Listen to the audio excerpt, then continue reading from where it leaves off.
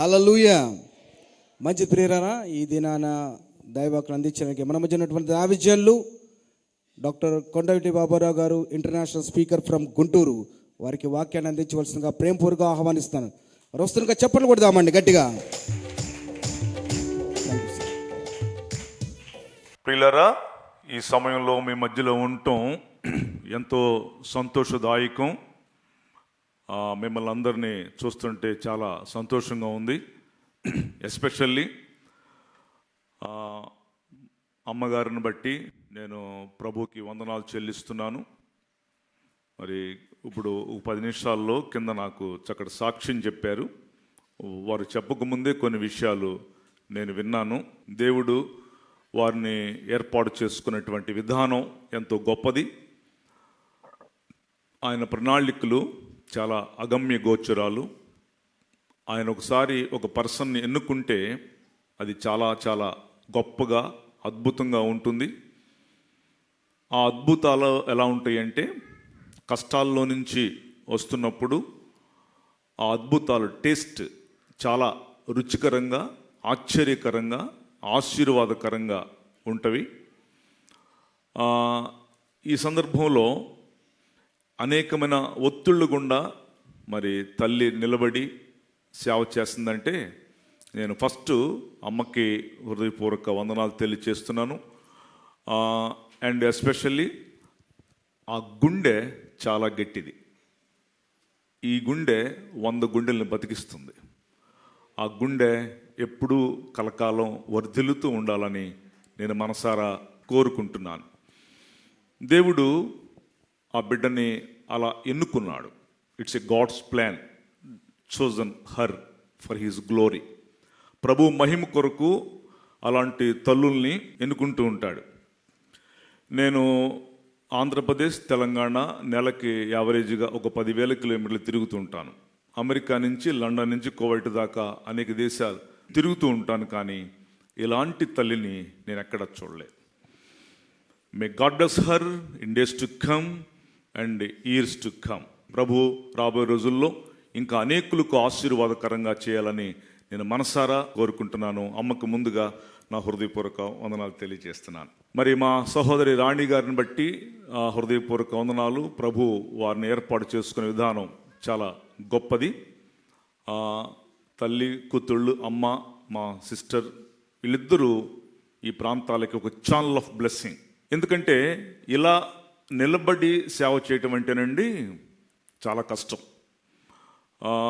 ఒక ఉమ్మన్ ప్రభు కొరకు నిలబడి ఒక పురుషుడు చేయలేనటువంటి వర్క్ చేయటం అంటే ఆయన హస్తం ఉంటేనే అలా చేస్తారు, లేకపోతే చాలా కష్టం.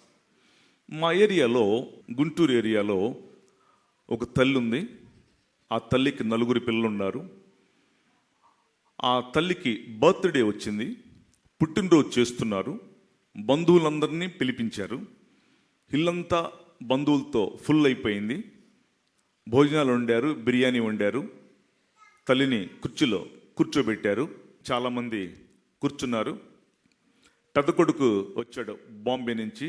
మమ్మీ, నీకు బర్త్డేకి మంచి గిఫ్ట్ తీసుకొచ్చాను మమ్మీ అని కాళ్ళ కడిపెట్టాడు. తల్లి హ్యాపీగా ఆనందిస్తూ ఉంది. చిన్న కొడుకు వచ్చాడు బెంగళూరు నుంచి.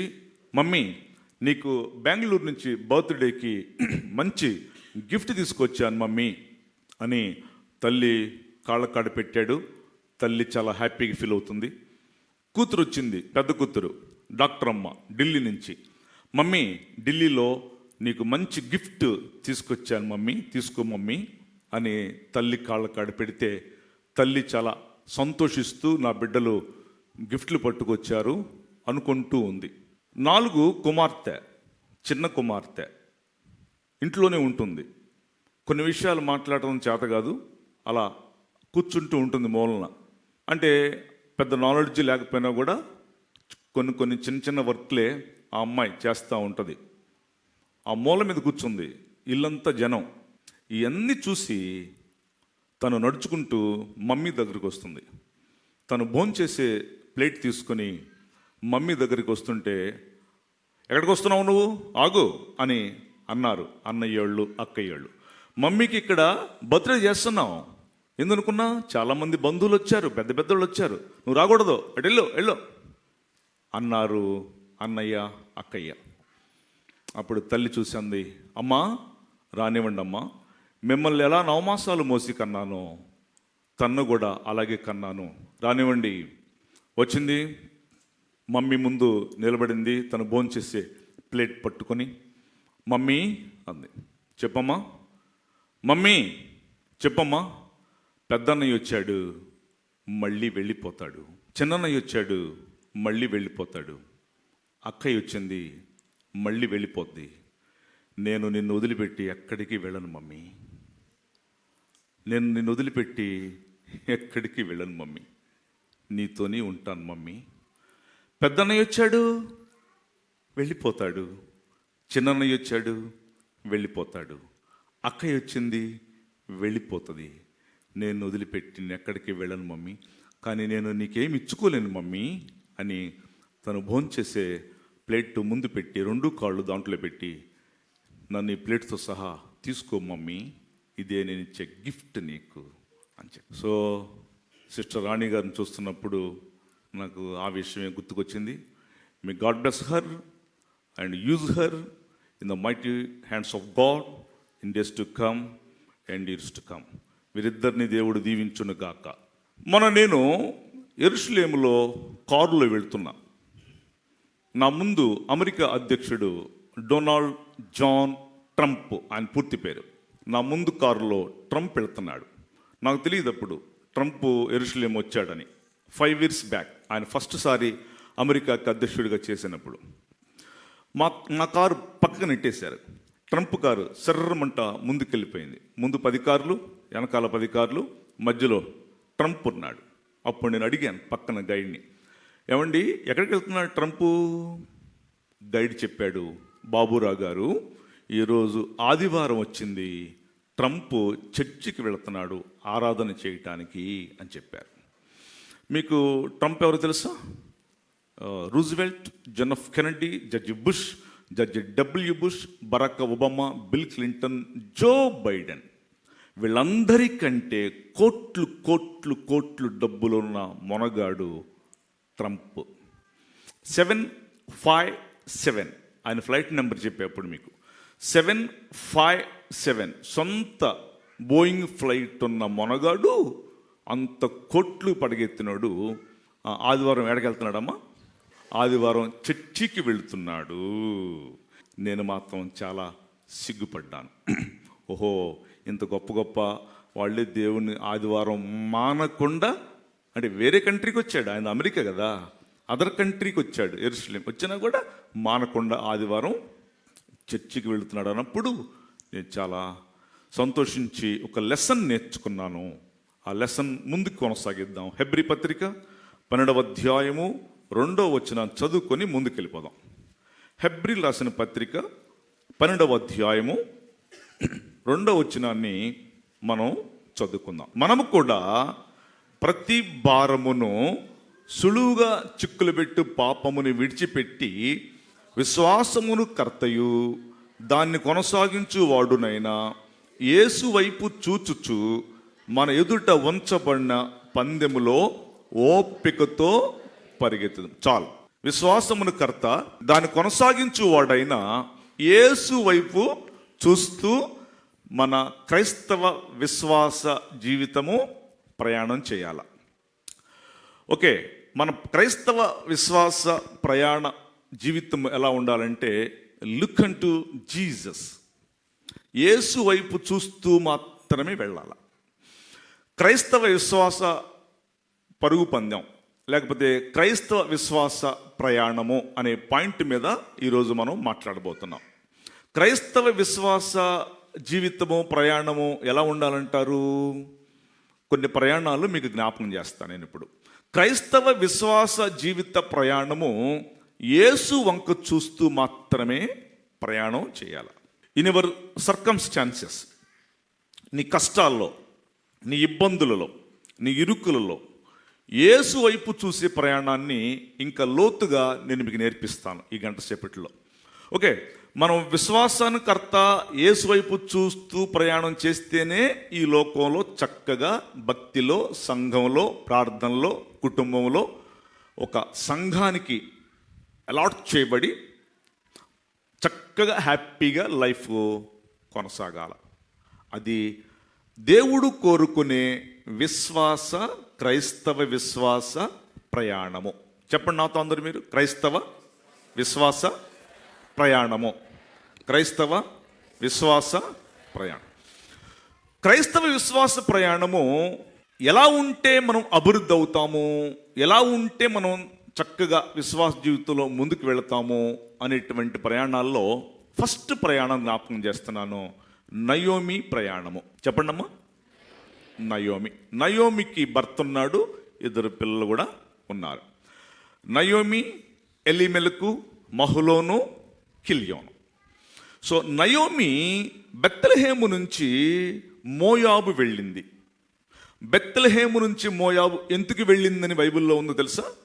కరువు వచ్చిందంట. ఇక్కడ బెత్లెహేములో కరువు వచ్చిందట. ఆమె మోయాబుకి వెళ్ళింది. ఆ భర్తను తీసుకొని వెళ్ళింది, 2 పిల్లలను తీసుకొని కూడా వెళ్ళింది. ఓకే, భర్తను తీసుకొని వెళ్ళింది, 2 పిల్లలను తీసుకొని వెళ్ళింది. ప్రభువా, మోయాబు వెళ్ళమంటావా వద్దంటావా అని అక్కడ ప్రార్థన చేసినట్టు మీకు ఏమైనా కనపడిందా? లేదు, అసలు అక్కడ కనపడదండి. ఆ భర్తను తీసుకుంది, 2 పిల్లలను తీసుకుంది, మోయాబు వెళ్ళమంటావా వద్దంటావా అని అడిగినట్టు అక్కడ లేదు. బెత్లెహేము వదిలిపెట్టి అక్కడికి ఎందుకు వెళ్ళిందంటే కరువు వచ్చిందని అక్కడ బైబిల్ చెప్తుంది. ఏమండి, బెత్లెహేములో వాళ్ళు ఒక్కళ్ళే ఉన్నారా? ఇంకెవరు లేరా? అంటే వీళ్ళకొక్కళ్ళకి కరువు వచ్చిందా? మిగతా వాళ్ళకి ఎవరు కరువు రాలదా? చాలామంది ఉన్నారు. ఇంకొక్క ఆమెకే కరువు వచ్చినట్టుగా భర్త 2 పిల్లలను తీసుకొని మోయాబు వెళ్ళింది. అక్కడ డ్యామేజ్ అయినట్టుగా మనం చూస్తున్నాం. అది పక్కన పెట్టండి కాసేపు. బెత్లెహేం అంటే రొట్టెల ఇల్లు. బెత్లెహేం అంటే ఏంటి? రొట్టెల ఇల్లు. మోయాబ్ అంటే ఏంటి? మోయాబ్ అంటే శాపం. చెప్పండి. ఎవరన్నా రొట్టెల ఇంటి నుంచి శాపానికి వెళ్తారండి? ఎవరన్నా చెప్పండి మీరు.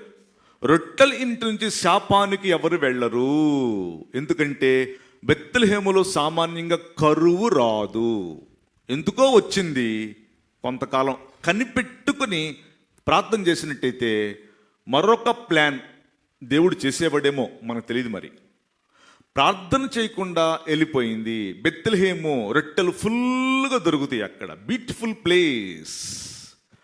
నానా, క్రైస్తవ సంఘ విశ్వాస ప్రయాణంలో నేను ఫస్ట్ ఏం చెప్తానంటే, you need to know the willing of God. ఖచ్చితంగా దేవుని చిత్తాన్ని తెలుసుకొని ప్రయాణం చేయాలి. సో క్రైస్తవ విశ్వాస జీవితం అంటే దేవుని యొక్క చిత్తాన్ని తెలుసుకొని వెళ్ళాలి, ప్రయాణం చేయాలి. బెత్లెహేం రొట్టెల ఇల్లు. అప్పుడప్పుడు నేను ఆ బెత్లెహేములో ఒక హోటల్లో ఉంటా. ఆ హోటల్ పేరేం పేరంటే రూత్ రెస్టారెంట్. అది బోయజు పొలం. బోయజు పొలాన్ని బిల్డింగ్స్ కట్టల ఇజ్రాయెల్ దేశ గవర్నమెంట్. బోయజు పొలం ఇప్పుడు కూడా అలాగే పెట్టారు. ఇస్కరియోతు యోధా చనిపోయిన పొలం ఒకటి, బోయజు పొలం ఒకటి, బిల్డింగ్స్ కట్టల. ఇంక మిగతాది మొత్తం అమెరికాని మించి ఉంటుంది. ఆ పక్కనే ఉంటుంది రూత్ రెస్టారెంట్. ఆ రెస్టారెంట్లో నేను వెళ్ళినప్పుడల్లా అక్కడ స్టే చేస్తా. ఉదయం పూట 6 గంటలకి మాకు కొంచెం టైం ఉంటుందని పొద్దున పూట నేను రెస్టారెంట్లోంచి వచ్చి బెత్లెహేం బజార్లో వీధుల్లో కాస్త వాకింగ్ చేసుకుంటూ వెళుతా. బెత్లెహేం గ్రామ కాపురస్తులు ఆ ఇళ్ల ముందు చాపేసి చాప మీద రొట్టెలు ఆరపోస్తారు. ఎప్పుడు అండి రొట్టెలు అంట. వాళ్ళకి హెబ్రీతో పాటు ఇంగ్లీష్ కూడా వచ్చు. ఎప్పటి అండి రొట్టెలు? ఏంటి ఇక్కడ ఆరబోసారు అంటే 4 సంవత్సరాల క్రితం రొట్టెలు అని చెప్తారండి వాళ్ళు. 4 సంవత్సరాల క్రితం రొట్టెలు, బెత్లెహేం రొట్టెలు ఇప్పుడు కూడా బాగుందిగా. తెలుసా మీకు? The world's best wheat, the world's toppest wheat is the Bethlehem wheat. ప్రపంచంలో టాప్ అద్భుతమైన గోధుమలు, రొట్టెలు బెత్లెహేం గోధుమలు. యేసు ప్రభు కూడా అవి తినేవాడు. అస్సలు కరువు రాదు అక్కడ. Beautiful Bethlehem. కరువు వచ్చే ప్లేస్ సామాన్యంగా కాదు. దేవుడు ఆయన నమ్ముకున్న వాళ్ళకి ఎప్పటికీ కరువు రానివ్వడు. ఆయన ఏదో వచ్చింది కొన్ని రోజులు, మంచి ప్లేస్ అది. పాలు తేనెలు ప్రవహించే దేశం వదిలిపెట్టి మోయాబు వెళ్ళిందండి. పాలు తేనెలు ప్రవహించే దేశం అంటే ఏంటి తెలుసా మీకు? మీ వైజాగ్లో గేదెలు ఎన్ని లీటర్లు పాలు ఇస్తాయి? మీరు ఎవరు పాలు తాగరా? అయితే వందాల మీ అందరికి 5 లీటర్లు ఇస్తాయా? 10? 20? ఎవరు మాట్లాడతలా? 20 అనుకో. ఇజ్రాయెల్ దేశపు గేదెలు 70 లీటర్లు పాలు ఇస్తాయి. యూట్యూబ్లో చూసుకోండి మీరు, వాటి పొదుగు ఎంత ఉంటుంది. పొలం నుంచి వస్తూ పాలు పిండేవాళ్ళు లేక, పాలు తాగేవాళ్ళు లేక ఎక్కువైపోయి ఆ గేదెలు పొదుగు చెట్లకి ఇలా రుద్దుకుంటాయి. మరి ఏం చేస్తే పాలు పిండేవాళ్ళు లేడు, తాగేవాళ్ళు లేడు, ఎక్కువైపోయినాయి పాలు. అలా కారిపోతా ఉంటాయి పాలు. చెట్ల మీద పెద్ద పెద్ద తేనె చెట్లు ఉంటాయి. పెద్ద పెద్ద తేనె, ఇంత పెద్ద తేనె చెట్లు. మన టైపు తేనె కాదు అది, మన భారతదేశపు తేనె దరిద్రపు తేనె. అది జుంటి తేనె. ఒక చుక్క పుండి మీద వేస్తే 5 నిమిషాల్లో దెబ్బగా మాడిపోయింది. షుగర్ ఉన్న వాళ్ళు కూడా తినొచ్చు. మార్నింగ్ బ్రేక్ఫాస్ట్లో పెడతారు మాకు అక్కడ కప్పుల్లో. పెద్ద పెద్ద తేనె చెట్లు. అవి తినేవాళ్ళు లేడు, తాగేవాళ్ళు లేడు. తేనె ఎక్కువైపోయింది. ఆ తేనె చెట్లు మించి కారుతూ ఉంటుంది. కింద గేదె రుద్దుకొని చెట్లకి పాలు కారుతూ ఉంటే చెట్లు మించి తేనె కారుతూ ఉంటుంది. ఈ పాలు ఈ తేనె 2 కలిసి కారతాయి. అది పాలు తేనె ప్రపంచ దేశం అంటే. మై డియర్ ఫ్రెండ్స్, ఈ మధ్యాహ్న కాల సమయంలో నీ విశ్వాస జీవితం ప్రయాణం ఎలా ఉండాలంటే, దేవునికి నచ్చాలి, నీ భక్తి నచ్చాలి, నీ ప్రార్థన నచ్చాలి. నానా, సంఘం అంటే, ప్రార్థన అంటే, కుటుంబం అంటే ఇది తూతు మంత్రంగా ఆదివారం చేసేసి ఆ డబ్బాలో ఒక 100 రూపాయలు వేసేసి హలో హాయ్ బాయ్ చెప్పేది కాదు విశ్వాస జీవితం అంటే. నానా వింటున్నారా? మన ప్రార్థన, మన భక్తి, మన విశ్వాసము must be acceptable with God. ఆయన ఒప్పుకోవాలి నాన్న, ఆయన మెచ్చాలి నాన్న, ఆయన దీవించాలి నాన్న, ఆయన పట్టుకోవాలి. నీ ప్రార్థన జీవితం, నీ భక్తి జీవితం, నీ విశ్వాస జీవితం, నీ విశ్వాస ప్రయాణము దేవుడు మెచ్చుకునేట్టుగా ఉండాలి. నేను మొన్న ఇరాక్ వెళ్ళా, కువైట్ వెళ్ళి 1 మంత్ స్పీకర్గా. అక్కడి నుంచి 170 కిలోమీటర్లు ఇరాక్ బై కార్. 170 కిలోమీటర్లు నన్ను తీసుకెళ్ళండి అని చెప్పా. నేను ఎందుకు వెళ్ళాను తెలుసా? అక్కడే అబ్రహాం వాళ్ళ పుట్టినూరు. అబ్రహాం పుట్టింది ఇరాక్. అక్కడి నుంచి కనాన్ 1350 మైళ్ళు. 1350 మైళ్ళు నాన్న. దేవుడు పిలిస్తే ఆయన శారాన్ని తీసుకుని నడుచుకుంటూ కనాను వెళ్ళాడే. మీకు తెలుసా? ఆ ఊరు వెళ్ళా నేను, లోపల రానివల్ల. లోపల ఉంటుంది బాగ్దాద్, ఇరాక్. అక్కడే అబ్రహాం పుట్టింది. యూఆర్ ఉంటుంది ఇంగ్లీష్ బైబిల్లో ఊరు. అక్కడి నుంచి నడుచుకుంటూ కనాను వెళ్ళాడు. 1350 మైళ్ళు. పిలిచినప్పుడు దేవుడు అబ్రహాముని ఆదికాండం 12వ అధ్యాయంలో నడుచుకుంటూ 1350 మైళ్ళు వెళ్ళాడు. మీకు తెలుసా? అబ్రహాము ఎంత లెగ్గు పెట్టి నడుచుకుంటూ ఈ 1350 మైళ్ళు నడుచుకుంటూ వెళ్ళాడో, అబ్రహాము లెగ్గు పెట్టిన భూభాగం అంతా దీవించబడింది. తెలుసా మీకు? 391 మిలియన్ల బారన్ల పెట్రోల్, డీజిల్, క్రూడ్ ఆయిల్ నదులుగా ప్రవహించింది అబ్రహాం లెగ్గపెట్టిన ప్రాంతంలో. నాన్న, మన విశ్వాస భక్తి ప్రయాణము దేవుడు యాక్సెప్ట్ చేస్తే, ఆయన చిత్తానుసారంగా నడిస్తే నీకు అసలు చెల్లివేమీ ఉండదు. అసలు నువ్వు పట్టుకుందల్లా బంగారం అయిపోద్ది. అంతే, నువ్వు పట్టుకుందల్లంత బంగారం అయిపోద్దమ్మా. మన విశ్వాస ప్రయాణంలో మన దేవుడి మీద ఆనుకొని లుక్కంటూ ఆయన వైపు చూస్తూ సాగుతున్నప్పుడు మనకే ప్రాబ్లము రాదు.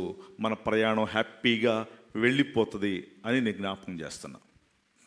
మొన్న అక్టోబర్ 7వ తారీఖున ఇశ్రాయేలీలు పర్ణశాల పండుగ చేస్తున్నారు. ధన్ అని వచ్చేసారు, కొట్టేశారు వీళ్ళని ఇశ్రాయేల్స్ని. 20 నిమిషాల్లో 5000 ర్యాకెట్లు వేశారు. 20 నిమిషాల్లో 20 ర్యాకెట్లు వేస్తేనే తట్టుకోలేడు మనిషి అసలు. 20 నిమిషాల్లో 5000 ర్యాకెట్లు వేస్తే ఇశ్రాయేల్ ఏం చేశారు తెలుసా? ఆ 20 నిమిషాల్లో ఆ 5000 ర్యాకెట్లు వీళ్ళ మీద పడకుండా ఆకాశంలోనే టప్ప టప్ప టప్ప పేల్చేశారు. ఐరన్ డోమ్ అనండి ఒకసారి గట్టిగా నాల. ఐరన్ డోమ్తో టక్క టక్క టక్క పేల్చేస్తే ట్రంప్ ఫోన్ చేసి అడిగాడు ఇజ్రాయెల్ ప్రధానమంత్రిని, హలో సార్, ఏంటి సార్ ఈ టెక్నాలజీ మైండ్ పోతుంది ప్రపంచానికి. ఆకాశంలోనే పేల్చేస్తున్నారు మీరు. 20 నిమిషాల్లో 5,000 రాకెట్లు వేస్తే 5,000 రాకెట్లు పేల్చేశారు. ఏంటి అసలు ఈ టెక్నాలజీ? ఐరన్ డోము మాకు ఇవ్వండి, ఎంత డబ్బు కావాలంటే అన్ని కోట్లు ఇస్తా అని చెప్పాడు ట్రంప్. అప్పుడు ఇస్రాయల్ ప్రధానమంత్రి అన్నాడు, మేము చెప్పము ఆ సీక్రెట్, అదంతా సీక్రెట్, అది దావీదు ఒడిసెలతో తయారు చేశాము.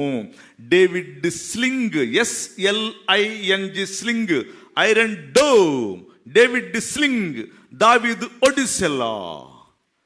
నాన్న నీకు కూడా జ్ఞానం ఇస్తాడమ్మా, వినండి. 6 మూరల జానుడు గొల్యాతుగాడు. 6 మూరల జానుడు గొల్యాతుగాడు ఉంటే అందరు వస్తున్నారు, చూస్తున్నారు, పారిపోతున్నారు. ఇదేంటారు బాబు ఎంత ఎత్తున్నాడు అనుకుంటున్నారు, వెళ్ళిపోతున్నారు. దావీదు వచ్చాడు. దావీదు కూడా చూస్తున్నాడు, ఎక్కడ కొట్టాలి వీడిని.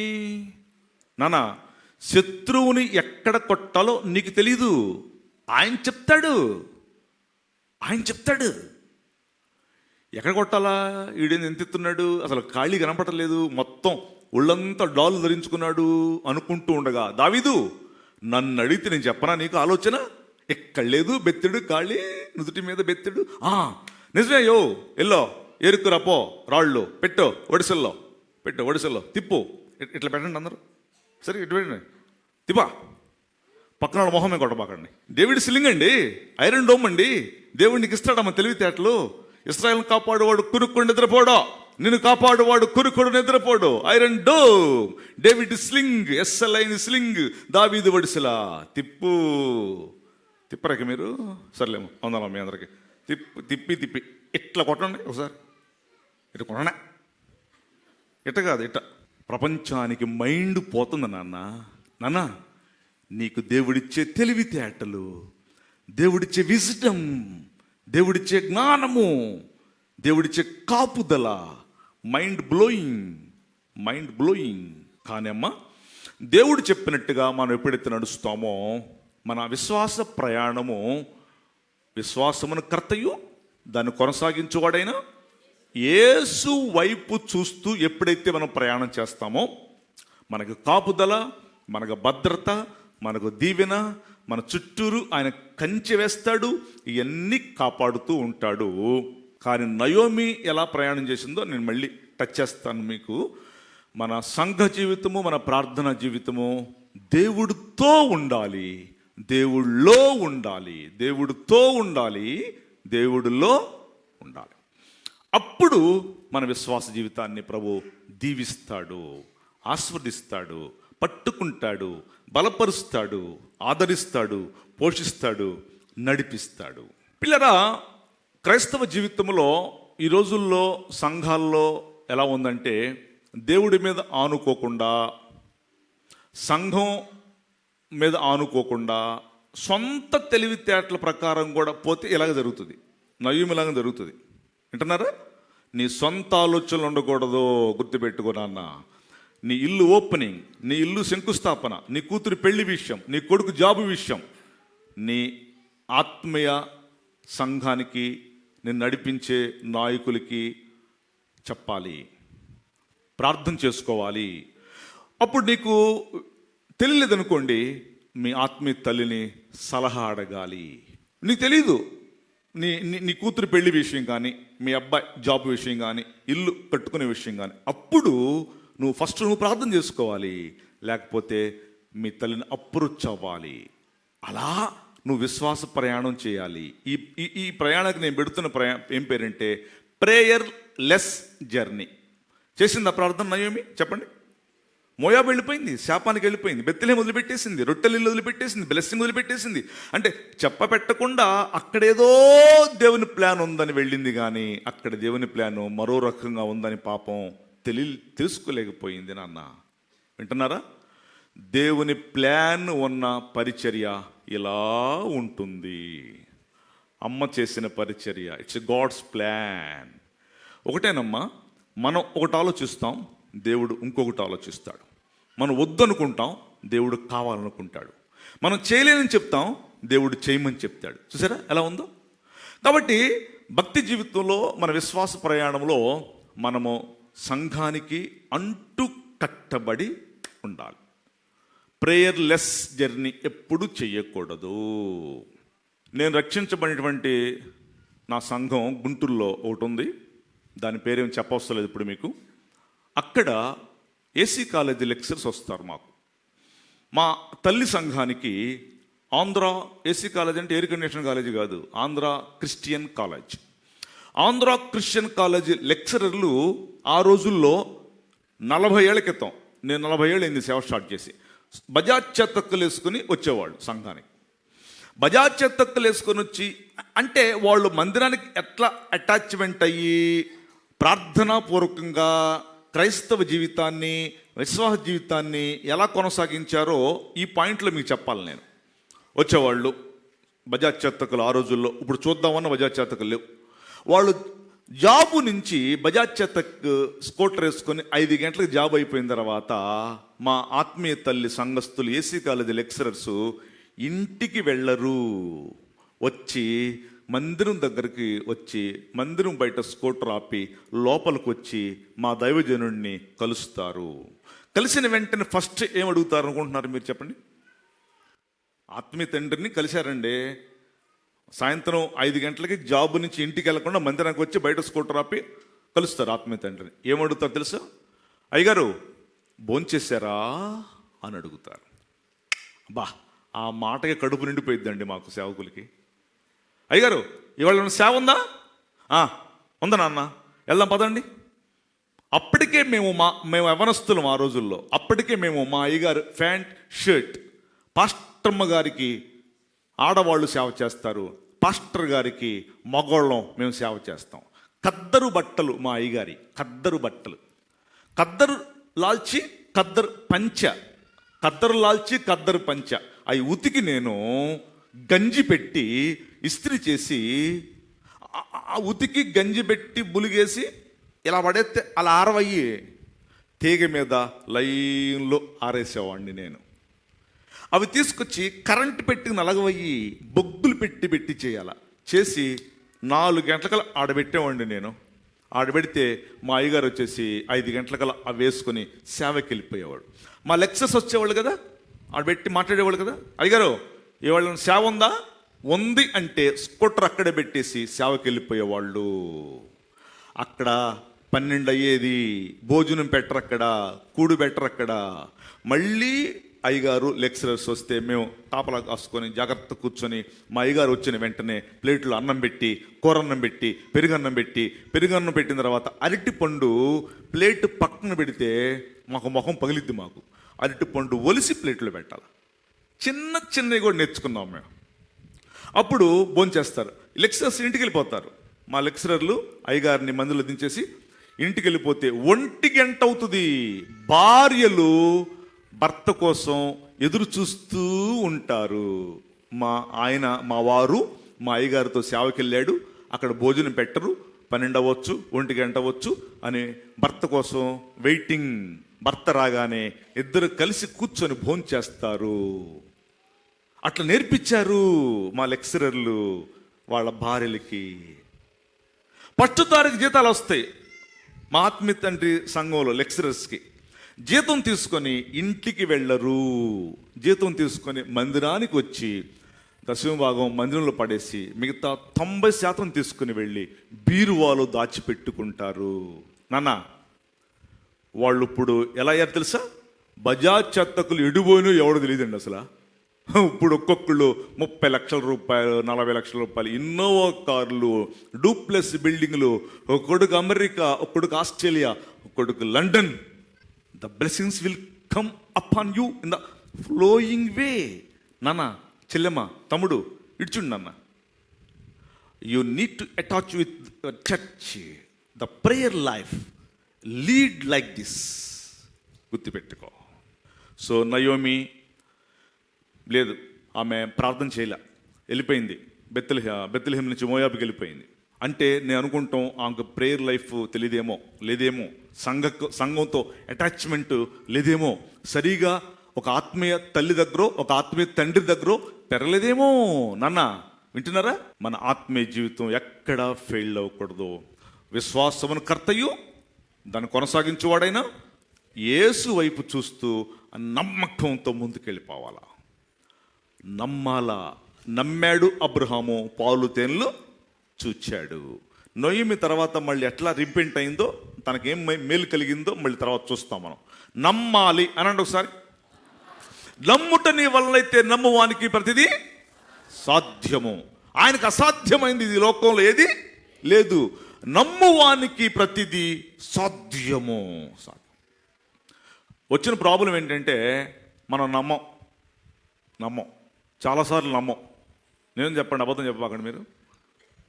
చాలాసార్లు డౌట్లు ఎక్కువ. ఒక బస్సు వెళ్తుందంట, ఆ బస్సులో 70 మంది ఉన్నారు, డ్రైవర్ నడుపుతున్నాడు. సడన్గా బ్రేక్ ఫెయిల్ అయిపోయింది. బస్సులో వాళ్ళందరూ అరుస్తున్నారు, అమ్మో నాయను ఇంకేమన్నా చనిపోతాం అయ్యో బాబో అని అంటుంటే, ఈ డ్రైవర్ ఏం చేశాడంటే మెల్లిగా ఎట్లా కొట్ట దీన్ని ఆపుదామని చెప్పేసి, బ్రేక్ ఫెయిల్ అయిపోయింది కదా, తీసుకెళ్ళి ఒక రాయి ఉంటే ఆ రాయికి తగిలిచ్చాడు. ఆ రాయి తగలబట్టి బస్సు ఆగింది. కానీ రాయి పక్కనే లోయ ఉంది, లోయ. ఈ రాయి కానీ పోయిందనుకో ఈ బస్సు వెళ్ళి లోయలో పడింది. అమ్మో తండ్రి నాయన అయ్యో అని ఏడుస్తున్నారు బస్సులో 70 మంది. ఇట్లా ఏడుస్తుంటే ఒక పిల్లోడు 10 సంవత్సరాల పిల్లోడు డాన్స్ చేస్తున్నాడు, పాటలు పాడుతున్నాడు. ఈ 70 మందికి భలే కోపం వచ్చి నెత్తి మీద టాంగ్ మన ఒకటి ఇచ్చి, ఏంట్రా మేము బస్సు రాయిపోయిందంటే ఇంకెళ్ళి లోయలో పడి చచ్చిపోతాం రా బాబు అనుకుంటుంటే నువ్వేంటి డాన్స్ చేసి పాటలు పాడుతున్నావు అన్నారు. ఏం చెప్పాడు తెలుసా? ఆ బస్సు డ్రైవరు మా నాన్నే అని చెప్పాడు. ఆ బస్సు డ్రైవరు మా నాన్నే. బస్సు డ్రైవరు మా నాన్న అయితే తీసుకెళ్ళి లోయలో పడతాడన్నా? ఒకవేళ పడేసినా కూడా మళ్ళీ తిప్పి తీసుకురాగల సమర్థుడు మా నాన్న. బా ఏమి నమ్మాడు సార్ చిన్నపిల్లడు. నాన్న నమ్మటం అంటే అది, ఆనుకోవటం అంటే అది. చాలాసార్లు విశ్వాస జీవితంలో కొంతమంది విశ్వాసం మీద, దేవుడి మీద ఆధారపడకుండా కొన్ని విషయాలు కూడా చేస్తూ ఉంటారు. ఎజ్రా అంట గుర్రం కొన్నాడంట. గుర్రం కొని టక వేసుకెళ్తున్నాడంట. దానికి ఏమి నేర్పాడంటే టైరో అంటే ఆగు అని నేర్పాడు, చలో అంటే ముందుకి ఎల్లు అని నేర్పాడు. గుర్రం వేసుకెళ్తుంటే టైరో అంటే ఆగుతున్నది, చలో అంటే ముందుకు వెళ్తుంది. ఇట్ట కాదులే నేను చర్చికి వెళ్ళేవాడిని కదా, దీనికి బైబిల్లో మాటలు నేర్పుదాం అనుకొని బైబిల్లో మాటలు నేర్పాడు. ఏం నేర్పాడు తెలుసా? హల్లెలూయా అంటే ఆగు అని నేర్పాడు గుర్రానికి. దేవునికి స్తోత్రం అంటే ముందుకి ఎళ్ళు అని నేర్పాడు. సరే ఒకసారి గుర్రం వేసుకెళ్తున్నాడు, చాలా స్పీడ్కి వెళ్తుంటే ఆ కళ్ళు తెగిపోయింది. ఇది ఆగకుండా విపరీతంగా స్పీడ్కి వెళ్ళిపోతుంది గుర్రం. అప్పుడు భయం వేస్తుంది దీనికి. ఏం చేయాలి ఇప్పుడు? టైరో అంటున్నాడు పాత మాటలు, ఆగట్లది. టైరో ఆగట్లా. అరే ఓహో బైబిల్లో మాటలు నేర్పిన కదా దీనికి అని చెప్పేసి అప్పుడు గుర్తుకొచ్చి ఆయనకి హల్లెలూయా అన్నాడు. అప్పుడు ఆగిందండి. అదే ఎక్కడ ఆగింది తెలుసా? సరిగా లోయ అంచుల మీదకి లాగింది. అమ్మయ్యా ఎట్టగొట్ట ఆగిందిలే అని సంతోషంతో దేవునికి స్తోత్రం అన్నాడు. ఇక ఎజ్రా కనపడలా, గుర్రం కనపడలా. నాన్న విశ్వాస జీవితం అంటే అలా నమ్మటం కాదు, ఇట్లాంటి వాటి మీద డిపెండ్ అవటం కాదు. దేవుని మీద ఆనుకొని మన విశ్వాస ప్రయాణం సాగాలి. ప్రియమైన పిల్లరా, ఎన్ని కష్టాలు వచ్చినా, ఎన్ని ఇరుకులు వచ్చినా, ఎన్ని ఇబ్బందులు వచ్చినా దేవుని వంక చూసి సాగేవాడే గొప్పవాడు. హల్లెలూయా. ఈ బైబిల్ మీ చేతిలో ఉందే, ఈ బైబిల్ మీ చేతిలో ఉంది కదా. ఈ బైబిల్ ఎలా వచ్చిందో దీనికి కాస్ట్ తెలుసా మీకు? నా బైబిల్ 1000 రూపాయలు. నేను కొనుక్కున్నా ఈ బైబిల్ని 1000 రూపాయలు. దీని అసలు ఖరీదు 1000 రూపాయలు కాదమ్మా, 2000. నీ బైబిల్ ఖరీదు 500 అనుకుందాం ఉదాహరణకి. నీ బైబిల్ ఎంత? 500, 1000 రూపాయలు, 1000 రూపాయలు మీకు తెలుసు మీ బైబిల్. నీ బైబిల్ 500 అయితే దాని అసలు కాస్ట్ 500 కాదు నాన్న, 1000 రూపాయలు. నా బైబిల్ ఖరీదు 1000 రూపాయలు, దీని అసలు కాస్ట్ 1000 రూపాయలు కాదు, 2000. మధ్యలో ఈ డబ్బులు ఎవరేశారు? హ్యాపీగా చక్కగా మనం కూర్చొని లైట్ల ముందు హ్యాపీగా బైబిల్ చదువుకుంటున్నామే. ఒక్క 13 సంవత్సరాల అమ్మాయి కారణం. నేను లండన్ నుంచి I went to Wales. London, Scotland, Ireland, Wales. London to Wales 170 కిలోమీటర్లు. నేను అక్కడికి వెళ్ళా. అక్కడ ఒక చర్చిలో వాక్యం చెప్పాను నేను. బాబురావు గారు, మీరు మాట్లాడుతున్నటువంటి చర్చి ఎవరు తెలుసా అడిగారు. ఎవరిదండి? మేరీ జోన్స్ చర్చ్ అండి. మేరీ జోన్స్ సండే స్కూల్కి వెళుతూ ఉంటుంది. మేరీ జోన్స్ సండే స్కూల్కి వెళ్ళి అలా కూర్చొని సండే స్కూల్ టీచర్ పాఠాలు చెబుతుంటే ఈ అన్ని వింటుంది ఈ పాప, 13 ఏళ్ల మేరీ జోన్స్.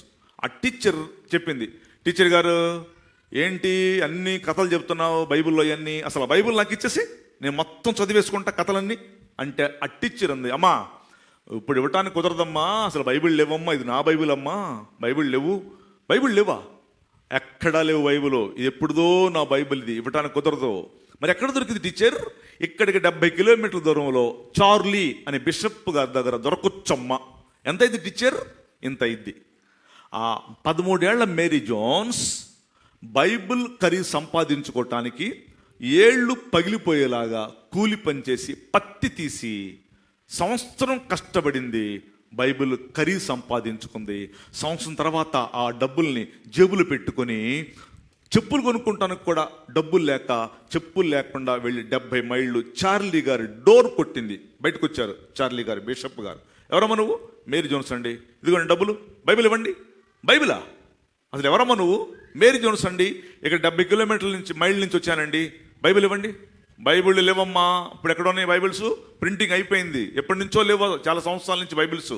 అంటే ఈ 13 ఏళ్ల మేరీ జోన్స్ బైబిల్ ఖరీదు సంపాదించుకునేసరికి 14 ఏళ్ళు వచ్చినాయి ఆ అమ్మాయికి.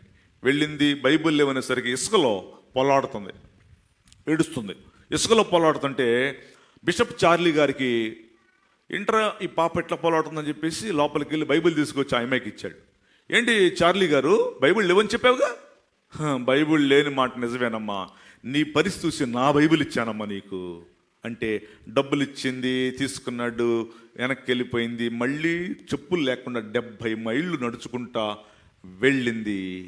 ఆ అమ్మాయి వెళ్ళిన వెంటనే ఈ చార్లీ గారికి బల్బు వెలిగింది. పొద్దున్నే London, Scotland, Ireland, England, Wales = United Kingdom ఆ అందరు బిషప్లని పొద్దున్నే మీటింగ్ పెట్టి ఒక మేరీ జోన్స్ బైబిల్ కోసం పడిన ప్రయాస వాళ్ళందరికీ చెప్పాడు.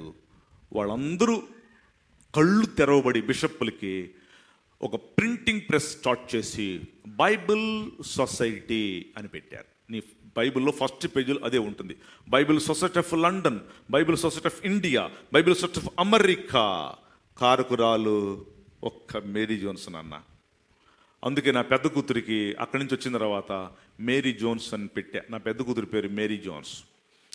ప్రియమైన చెల్లి, తమ్ముడు వింటున్నారా? మన ఫస్ట్ ప్రయాణం మాట్లాడుతున్నాము. విత్ ఇన్ టైంలోనే ముగిస్తాను నేను. మన విశ్వాసమును కర్త, దాన్ని కొనసాగించే యేసు వైపు చూస్తూ ప్రయాణం చేయాలి. అది విశ్వాస ప్రయాణం అంటే. మన సంఘంతో అంటి పెట్టుకుంటాం అంటే, ప్రభు మాట వింటాం అంటే, ప్రభు దగ్గర నుంచి పొందుకుంటాం. అలా పొందుకోవాలి. ఆ తర్వాత నయోమి పాపం బ్యాక్ వెళ్ళింది, రూతు వచ్చింది, బ్యాక్ వెళ్ళింది. ఆ ఎవలకో తారములో ఎంటర్ అయ్యారు బెత్లెహేములో. దేవుడి తర్వాత దీవించాడు. నయోమికి రూతు ద్వారా పిల్లల్నిచ్చాడు. ఆమె పిల్లలను పొందుకుంది, మళ్ళీ దీవించబడింది. ఆమె తప్పు తెలుసుకుంది, చక్కబడింది. నయోమి ఫుల్ ప్లెడ్జ్గా అయిపోయి, ప్రభువా నా నిందను తీసేశావు. నయోమి అంటే మధురం. మారా నుంచి మళ్ళీ నన్ను మధురానికి తీసుకొచ్చావు. ఫస్ట్ జర్నీని జ్ఞాపకం చేశావు. ఫస్ట్ జర్నీ చెప్పండి. ఫస్ట్ జర్నీ ముగిస్తున్నాం. ఓకే, మన ప్రయాణము, మన విశ్వాస జీవితము, మనం కొనసాగే విధానము ఎలా ఉండాలో ఫస్ట్ జర్నీలో చూపించాం. రెండవ జర్నీ మాట్లాడతాం. రెండవ జర్నీ హాగరు ప్రయాణము. హాగరు అనేటువంటి ఆమె అబ్రహాముకి భార్య. ఫస్ట్ పుట్టింది హాగరుకే పిల్లలు. ఏం పేరు? అబ్బాయి పేరు ఇష్మాయేలు. హాగరు ఆ ఎడారిలో ఉన్నప్పుడు ఈ పిల్లోడికి దాహం అవుతుంటే దేవుడు దాహాన్ని తీర్చాడు. అప్పుడు అంతకుముందు ఏం చెప్పాడు తెలుసా నాన్న దేవుడు? హాగరు ఏడుస్తుంది, కన్నీరు కారుస్తుంది, దుఃఖిస్తుంది, బాధపడుతుంది, తన గోడంతా చెప్పుకుంటుంది. అప్పుడు దేవుడు అన్నాడు, ఇట్రా హాగరు, ఇదిగో ఇసుకను లెక్కేస్తావా? లెక్కలేను ఆయన. నీ సంతానం ఇలా చేస్తా. హాగరు ఇట్రా, ఈ నక్షత్రాలు లెక్కేస్తావా? లెక్కలేనాయన. నీ సంతానం ఇలా చేస్తా అని చెప్పిన దేవుడు ఇప్పుడు ఆ బ్యాచ్ 150 కోట్ల మంది, 57 దేశాలు హాగరుకు చేసిన ప్రామిస్ జరిగిందా లేదా చెప్పండి మీరు? హాగరుకు చేసిన ప్రామిస్ జరిగింది అక్కడ. శారా, అబ్రహాము వాగ్దాన పుత్రులు, మనకు తెలుసు అదంతా. హాగరు గురించి చాలామంది తెలియదు. వాళ్ళు ఎంతులేండి, వాళ్ళ గురించి చెప్పుకోవటం ఎందుకు? నువ్వు చెప్పుకున్నా నేను చెప్పుకోకపోయినా ఆయన చెప్తున్నాడు, హాగరుని దీవించాడు. దీవించాడు లేదా? దీవించాడు. హాగరుకి సంతానం ఇచ్చాడు లేదా? ఇచ్చాడు. మొన్న నేను అక్కడికి వెళ్ళా, లోపలికి రానివ్వాలి నన్ను. బాబు గారు లోపలికి వెళ్తాను కుదరదండి అని చెప్పారు. నేను ఇరాక్ నుంచి బ్యాక్ వస్తున్నప్పుడు ఇదే హాగరు నీటి బొగ్గ అక్కడే మక్కా లోపల రానివ్వరు మనల్ని. ఇప్పటికీ ఉందా నీటి బొగ్గ. అమెరికా వాళ్ళు దాని మీద 10 రకాల టెస్టులు చేశారు. 10 రకాల టెస్టులు చేస్తే ఏమిచ్చారు తెలుసా వాళ్ళ రిపోర్టు? ఇంత స్వీట్ వాటర్, ఇంత స్వీట్నెస్, ఇన్ని మినరల్లు, ఇన్ని విటమిన్లు ఉన్న వాటర్ ప్రపంచంలో ఎక్కడా లేదని చెప్పారు. ఇప్పటికీ జలం వస్తుంది. ఇరాక్ నుంచి టర్కీ దాకా ఆ నీళ్లు తోలుతారమ్మా ట్యాంకర్లలో. హాగర్కి తెలిసిన నీటి బొగ్గ, ఇష్మాయిల్ కోసం తెలిసిన నీటి బొగ్గ ఇరాక్ నుంచి టర్కీ దాకా ట్యాంకర్లో నీళ్లు తోడతారు వాళ్ళు. ఇప్పటికి నీటి బుగ్గ, దానికి జమ్ జమ్ అని పేరు పెట్టాడు. ZAM జమ్, ZAM జమ్, జమ్ జమ్. చాలామంది టీ స్టాల్ పెడతారు మన ఆంధ్రప్రదేశ్ చాలా ప్లేసుల్లో. టీ స్టాల్కి వాళ్ళు ఇదే పేరు పెడతారు, జమ్ జమ్ టీ స్టాల్. హలో తమ్ముడు, వింటున్నావా? తెరిచిన నీటి బొగ్గ. ఒక్కసారి once God have open the door in your life, any man, human being, even angels also cannot shut out the door.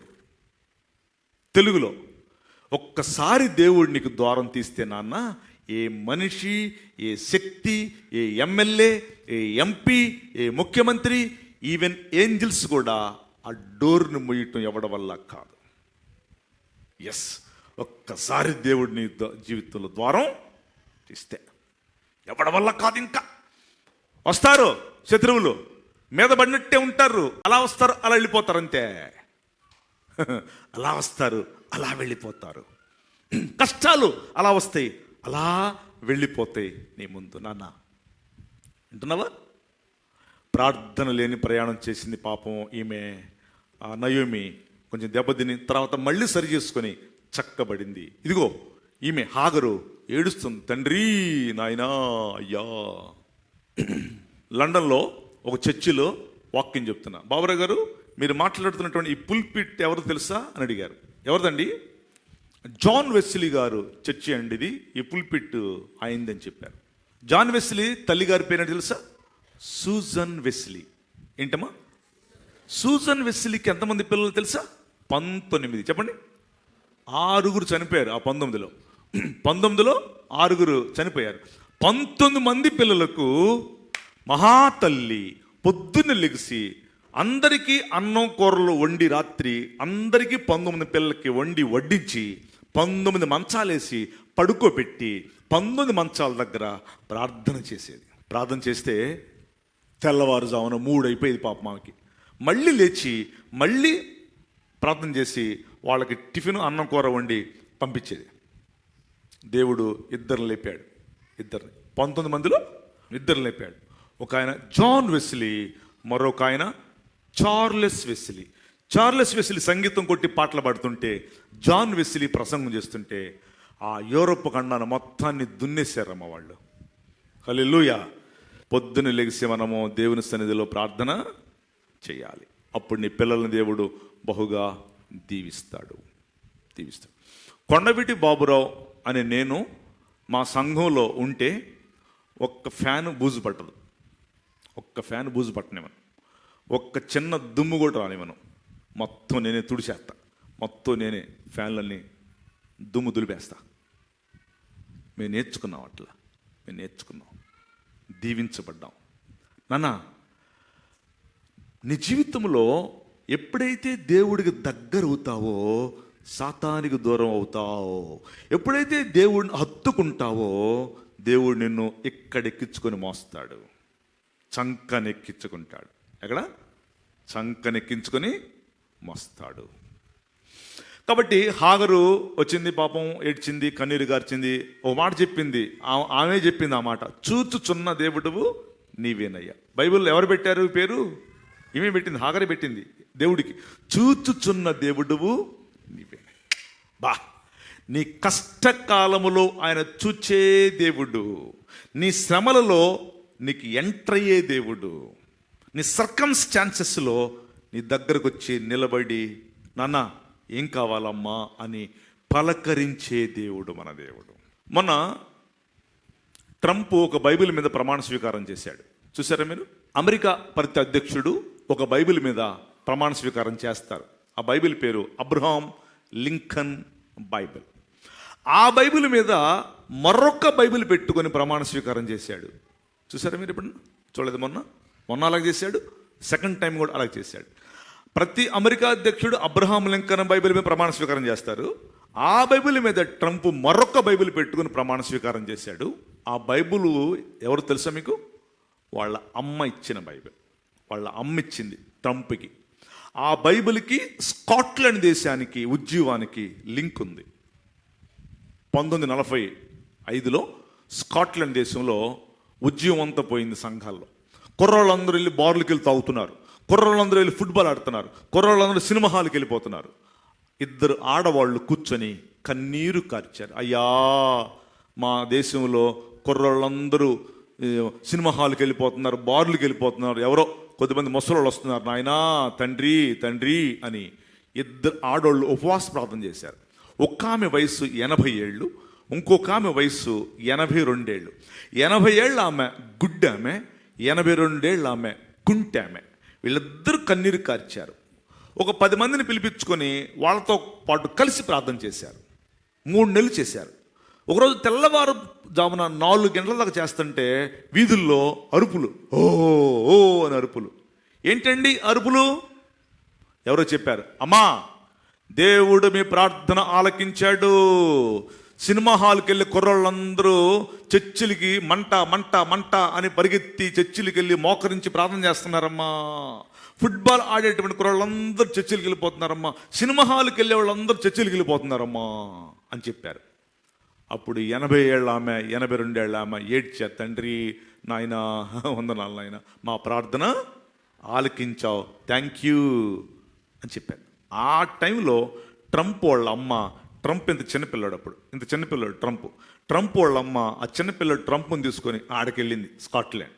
ఆడకెందుకు వెళ్ళిందంటే 80 ఏళ్ళ అమ్మ, 82 ఏళ్ళ అమ్మ, వాళ్ళిద్దరూ ట్రంప్ వాళ్ళ అమ్మకి మేనత్తలు చూద్దామని పోయింది. ఆ టైంలో 2 నెలలు ఉండి ఇక బ్యాక్ వచ్చేస్తున్నప్పుడు, అమ్మాయి నువ్వు మా స్కాట్లాండ్ దేశంలో ఉద్యమం వచ్చినప్పుడు వచ్చావు కాబట్టి వెళ్ళిపోతున్నావు కదా, ఇదిగో నీకు గుర్తుగా ఒక బైబిల్ ఇస్తున్నాను తీసుకెళ్ళు అని చెప్పింది.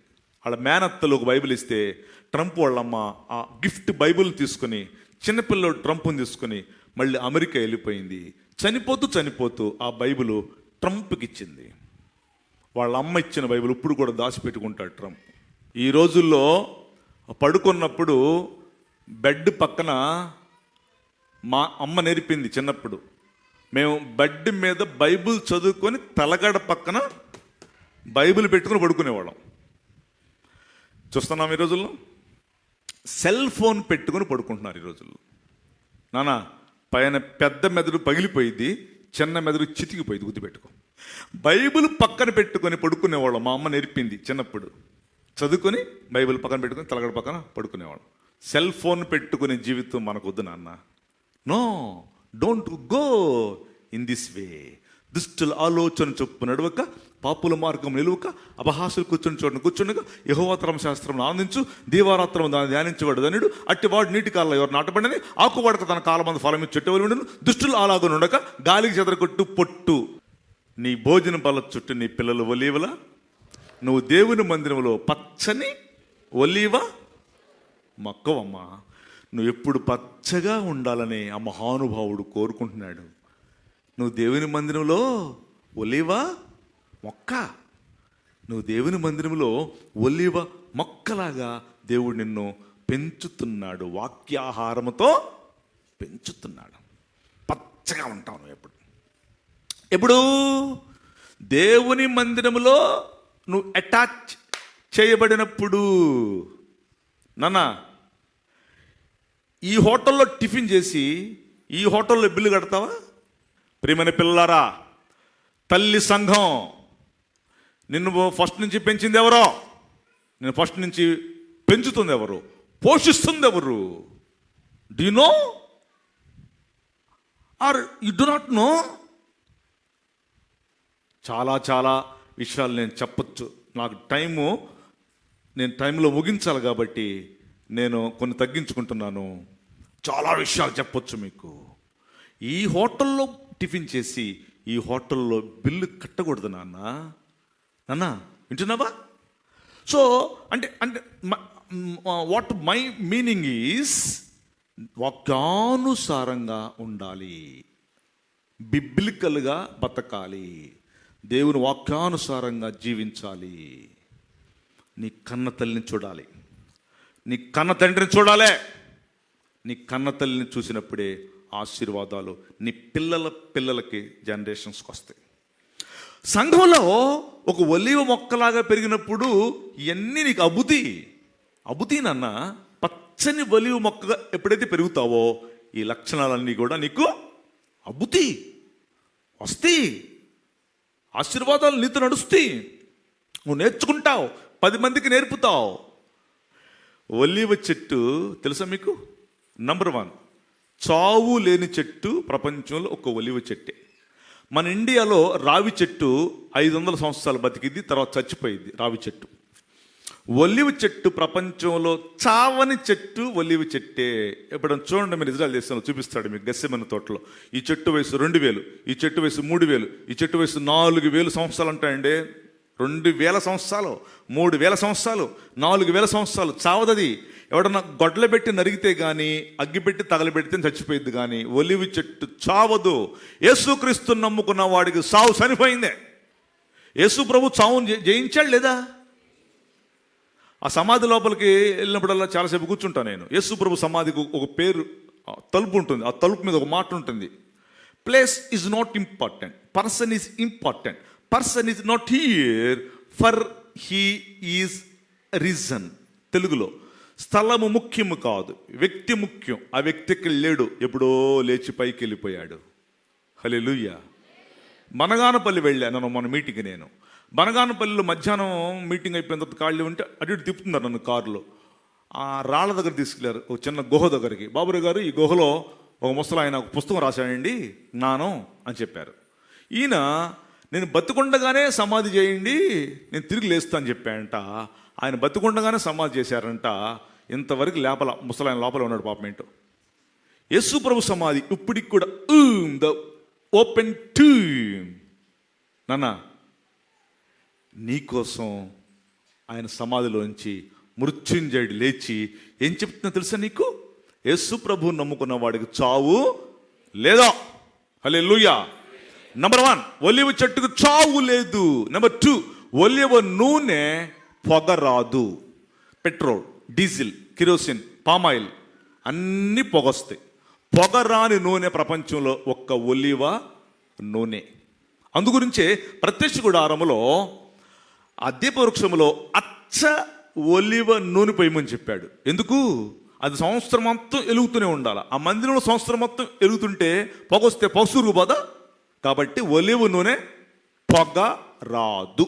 నెంబర్ 3, ఒలీవ నూనె తాగేవాడు 100 సంవత్సరాలు బతుకుతాడు. తెలుసా మీకు? ఎప్పుడన్నా ఇశ్రాయేల్స్ యూదులు కనపడితే సెకండ్ ఇవ్వండి. మీరు యూదులు కనపడితే సెకండ్ ఇవ్వండి. అసలు వాళ్ళు చెయ్యి ఇంతలా ఉంటుంది, 100 ఏళ్ళు బతుకుతారు వాళ్ళు. నెంబర్ 4, ఒలీవ నూనె తాగేవాడికి కొవ్వు పట్టదు. మన గుండెకాయకి 4 ఉంటాయి కవాటాలు. కుక్కకి, పందికి ఒక కొవ్వే ఉంటుంది, మనకి 4 పెట్టాడు కొవ్వులు దేవుడు. Triglycerides, LDL cholesterol, HDL, VLDL. ఒలీవ నూనె తాగేవాడికి కొవ్వు కట్. గుండెకాయకి గుండె జబ్బు రాదు నీకో. హలో నానా, నువ్వు మందిరములో పచ్చని ఒలీవ చెట్టు, చెప్పండి, పచ్చని ఒలీవ చెట్టు. మీరందరూ పచ్చని ఒలీవ చెట్లు చక్కగా మందిరంలో పచ్చగా పెరుగుతున్నారు. మీ మీద దేవుడు ఈగ వాళ్ళనెత్తాడా? చెప్పండి. ఎవడు ముట్టుకోలేడు.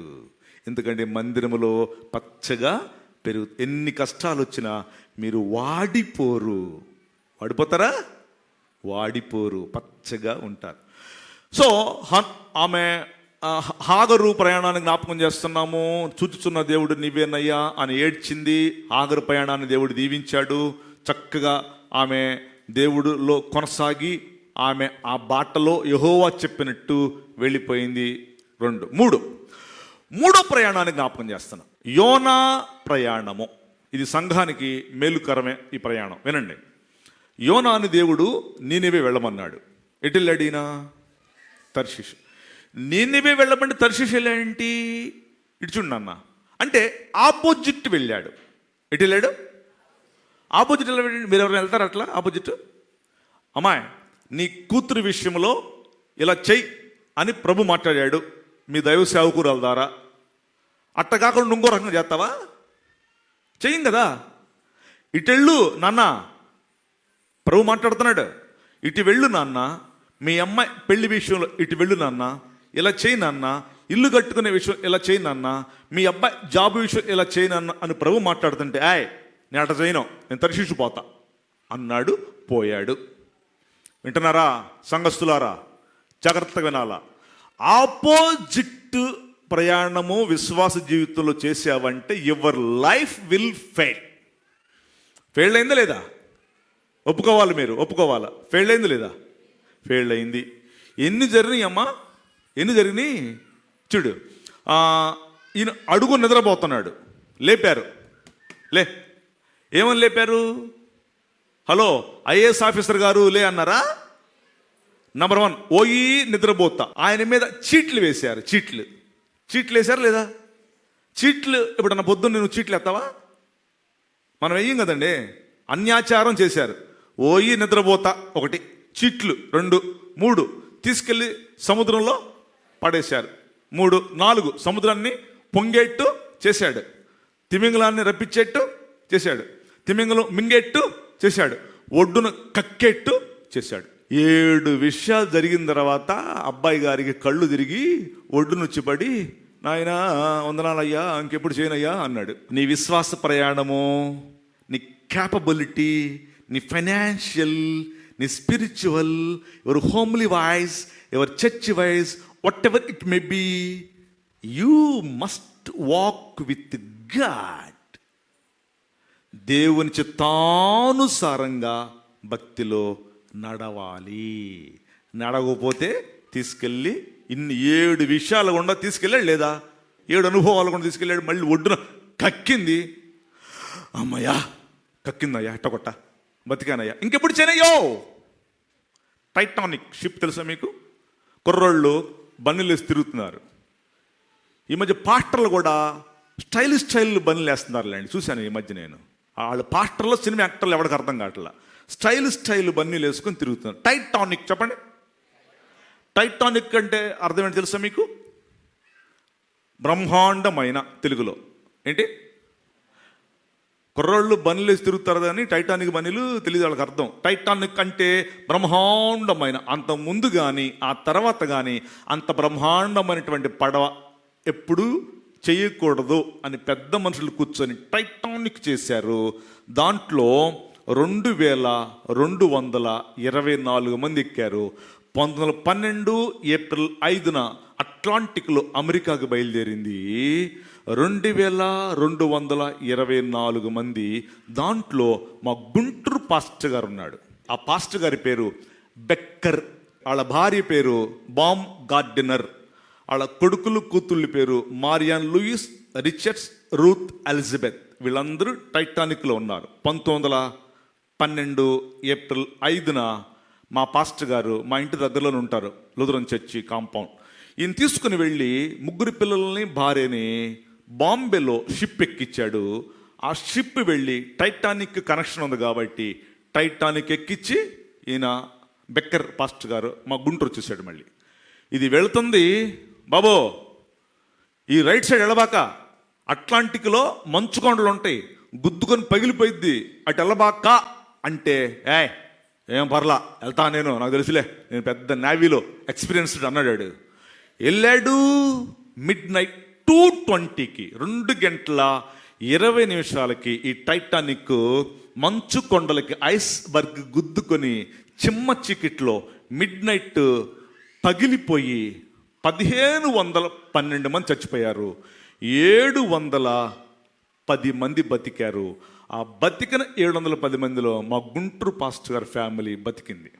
అప్పుడు ఈ పాస్టర్ గారికి తెలిసింది, చాలా రోజుల తర్వాత తెలిసింది. అప్పుడు ఈ సెల్ ఫోన్ లేవు, ట్రంకాల్, ఎప్పుడో ట్రంకాల్ బుక్ చేసుకోవాలి.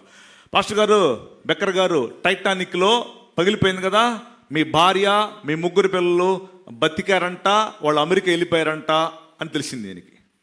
అప్పుడు చెప్పాడు, దేవా థ్యాంక్ యూ, నాయనా థ్యాంక్ యూ, నా భార్యని నా 3 పిల్లల్ని బతికిచ్చినందుకు థ్యాంక్ యూ అని చెప్పి మా గుంటూరులో బ్రాడీపేట 6/12, 6/13 బ్రాడీపేట అంటారు దాన్ని.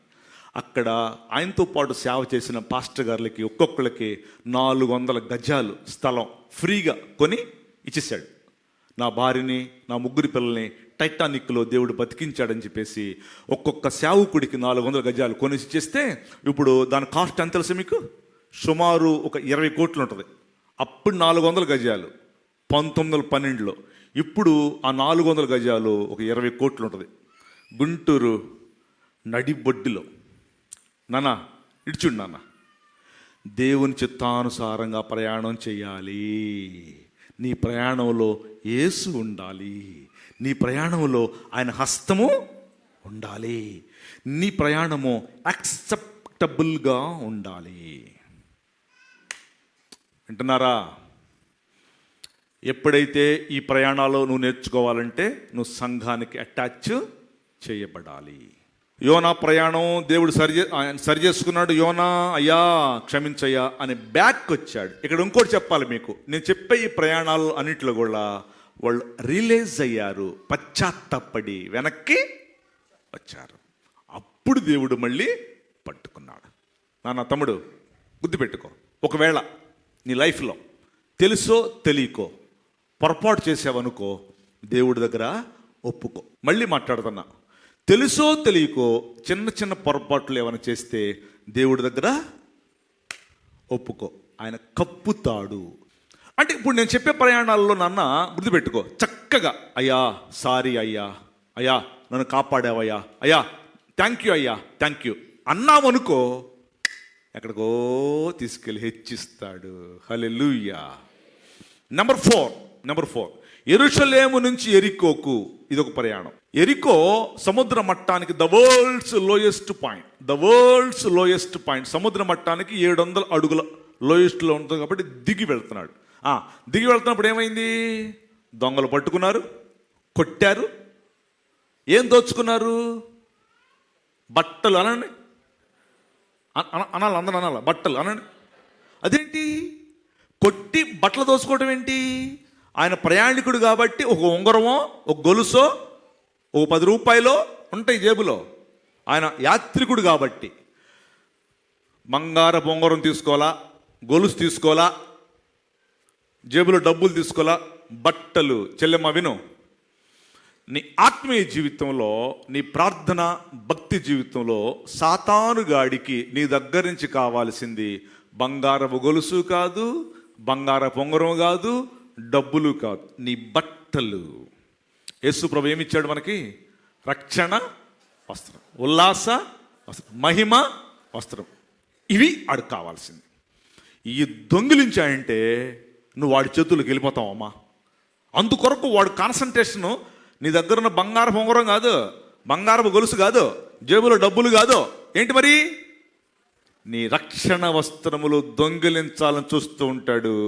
అందుకే వీడిని కొట్టారు, కొరప్రాణంతో విడిచిపెట్టి బట్టలు దోచుకున్నారు. ఇదొక ప్రయాణం. 5 తప్పిపోయిన కుమారుడు దూరదేశ ప్రయాణం. చెప్పండి. దూరదేశం ప్రయాణం చేశాడు, ఫెయిల్ అయ్యాడు, మొత్తం తప్పు తెలుసుకున్నాడు, చంపలేసుకున్నాడు, బ్యాక్ వచ్చాడు, తినటానికి కూడు లేదు, పందులు తినే పట్టు దగ్గరికి వెళ్ళాడు. అడిగలేడు. చెప్పండి. అబ్బాయ్ పందుల్ని మేపు, నీకు పొద్దున్నే టిఫిన్ పెడతా అని చెప్పాడా? బైబిల్ ఉందా? చెప్పాలి మీరు. నువ్వు పందుల్ని మేపు, నా దగ్గర నీకు టిఫిన్ పెడతా, పందుల్ని మేపు మధ్యాహ్నం లంచ్ పెడతా, పందుల్ని మేపు రాత్రికి భోజనం పెడతా, లేకపోతే పందుల్ని మేపు నెలకు 10 రూపాయలు ఇస్తా అనే మాటలు మీకు అక్కడెక్కడ కనపడవు. ఫ్రీ, అది ఫ్రీ.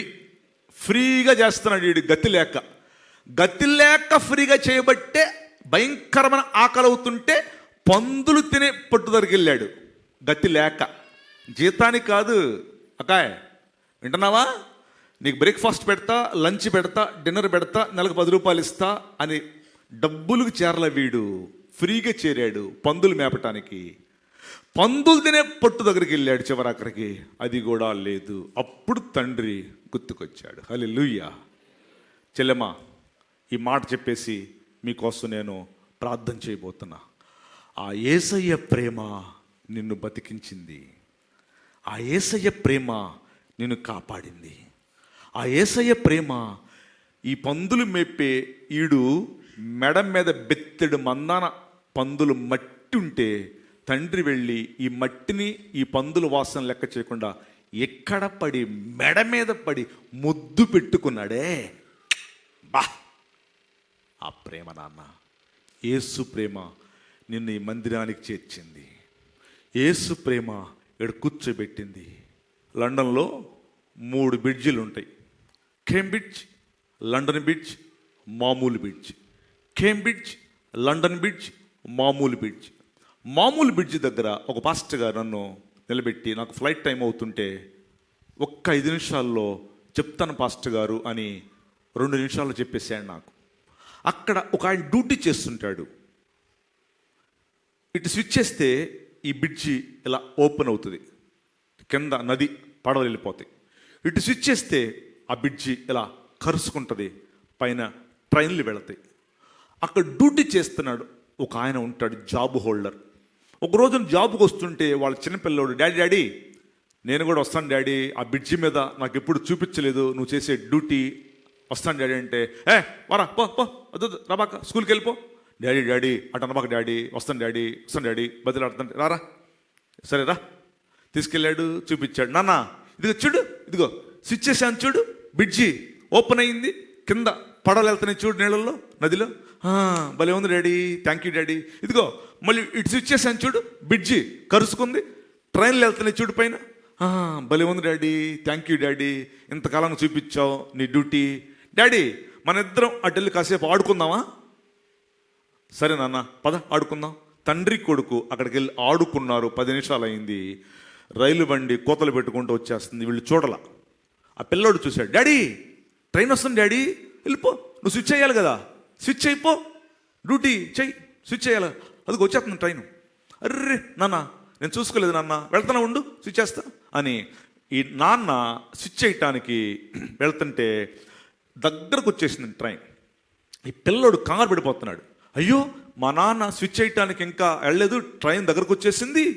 అక్కడ లెవర్ ఉంటే ఆ లెవర్ లాగుతానికి వెళ్ళాడు. ఆ లెవర్ లాగినా కూడా బ్రిడ్జి ఇలా కరుసుకొని ట్రైన్ వెళ్ళిపోద్ది.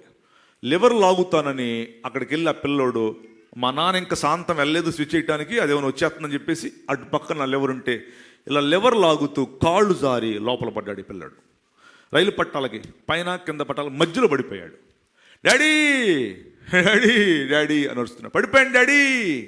అయ్యో ఎందుకు పడిపోయావు నాన్న, నుండి వస్తానుండు అని వెళ్ళిపోతుంటే ట్రైన్ దగ్గరకు వచ్చేసింది. ఏం చేయాలి ఇప్పుడు? పిల్లోని కాపాడాలా, వెళ్ళి స్విచ్ చేయాలా? అర్థం అవట్లా. కేకేస్తున్నాడు పిల్లోడు, డాడీ డాడీ డాడీ. వెంటనే ఒక తీర్మానం చేసుకున్నాడు, డాడీ నేను వెళ్ళి ఇప్పుడు స్విచ్ చేశానంటే ట్రైన్ కరుసుకొని సేఫ్గా ట్రైన్ వెళ్ళిపోయిద్ది, కానీ నా పిల్లోడు కట్ అయిపోతాడు, మధ్యలో పడ్డాడు కాబట్టి కట్. నేను నా పిల్లోడిని కాపాడుకున్నాను అనుకోండి, స్విచ్ చేయకుండా ట్రైన్ పడిపోయి 1000 మంది ట్రైన్లో ఉన్నారు, చచ్చిపోతారు. ఏం చేయాలనుకుంటున్నాడు? డాడీ డాడీ డాడీ అని కేకేస్తుంటే పిల్లోడు వెంటనే daddy have taken one decision.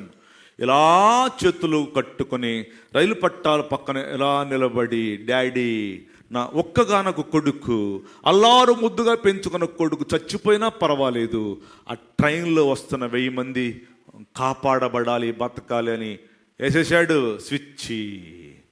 Train కరుసుకుంది. అబ్బాయి కట్, ట్రైన్ సేఫ్గా వెళ్ళిపోయింది. కన్న కొడుకు బ్లడ్ ముఖం మీద షర్ట్ మీద పడితే ఎలా తుడుచుకుంటున్నాడు డాడీ.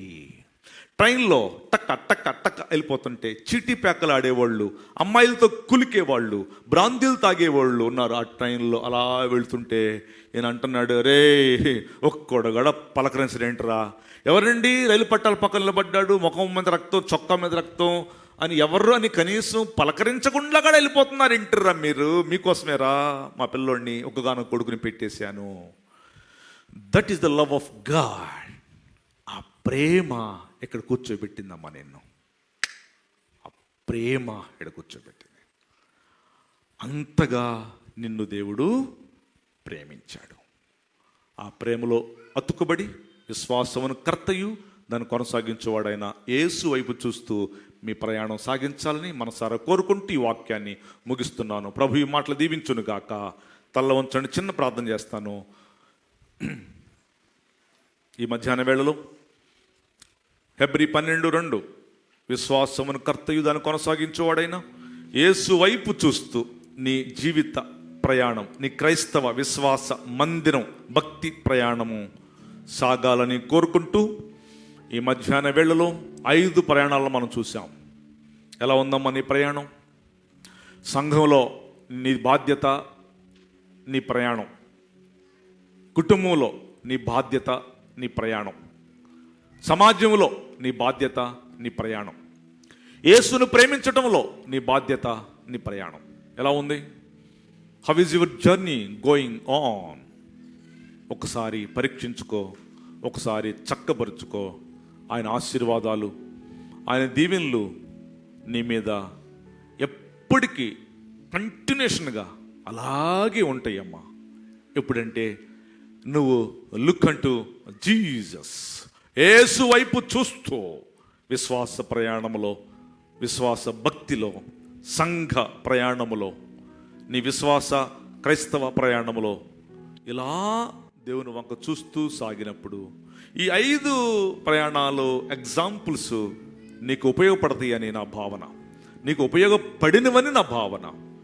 ఈ 5 ప్రయాణాల్లో ఒకవేళ నీ ప్రయాణంలో ఇంకా లోట్లు పాట్లు ఉంటే ఈ మధ్యాహ్న వేళలో ఆరాధనలో సరిచేసుకొని, అయ్యా కొన్నిసార్లు సర్కమ్స్టాన్సెస్లో ఇన్ ద ట్రబుల్స్ లైఫ్లో నీ వంక చూడలేకపోయానయ్యా, నీ వంక చూసి సాగితే ప్రయాణం ఇంకెంత బాగుంటుందో పాస్టర్ గారి ద్వారా ఈ మధ్యాహ్నం మాట్లాడేవయ్యా. ఇంకెప్పుడు నేను ఇంకా అటు ఇటు చూడను, నీ వంకే చూసి సాగుతానయ్యా అని ఒక చిన్న తీర్మానం చేసుకొని మనసులో ప్రార్థన చేసుకో. ప్రేమ కలిగిన తండ్రి, వందనాలు, స్తోత్రాలు.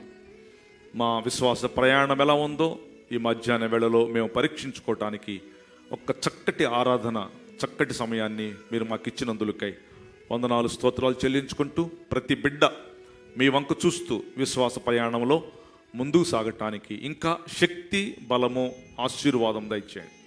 అలా నీ వంక చూస్తూ ప్రయాణించినప్పుడు దైవ గ్రంథంలో ఎంతమంది భక్తులు ఎలా దీవించబడ్డారో, ఎలా మేళ్లు పొందారో మేము చూసాం.